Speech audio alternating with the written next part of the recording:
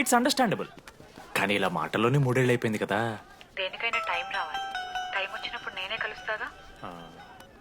కానీ వెన్నెల్ని వెతికే ప్రాసెస్లో వానికి ఒకటి తగిలిండు. ఎవడన్నా? జిరాక్స్ జనార్దన్. నాకు ఒక అమ్మాయి ఫోన్ చేసిందన్న. ఆ అమ్మాయి నంబర్ ట్రేస్ చేస్తే ఐడి ఆఫీస్ లో మీ అడ్రస్ ప్రూఫ్ ఉందని చెప్పారు. మన కాలేజీలో ఎవరి తమ్ముడు అడ్రస్ ప్రూఫ్ ఇచ్చేది? అందరికీ మనమే. అన్న ఒక్కసారి ఫోటోలో ఆ సిమ్ కార్డ్ తీసుకున్న అమ్మాయి ఉందేమో చూడన్నా. ఇలా చూసి చెప్పడం కష్టం తమ్ముడు. ఆ అమ్మాయి మొహానికి ఏదో చున్నీ కట్టుకుంది, కళ్ళు చూస్తే కనిపెడతా. అన్నా నా నంబర్ తీసుకున్నాను ఒకసారి ప్లీజ్. కానీ నా దగ్గర స్మార్ట్ ఫోన్ లేదే, ఎలా? ఫోన్ ఉంటే నీకు ఫోటో తీసి వాట్సాప్ కూడా పంపిస్తాను. అవునా? ఆ, ఓకే అన్న, నేను సెట్ చేస్తాను. తప్పకుండా మొన్న అమ్మాయి వచ్చిందా? ఫోన్ చేయాలి కదన్నా, స్మార్ట్ ఫోన్ కూడా ఇష్టం కదన్నా. బ్యాలెన్స్ లేదని చూపిస్తుంది. రీఛార్జ్లు, మూవీ టికెట్లు, ఆఖరికి వాడి దాగే బియర్ ఖర్చులు ఈడ పెట్టిండ్రా.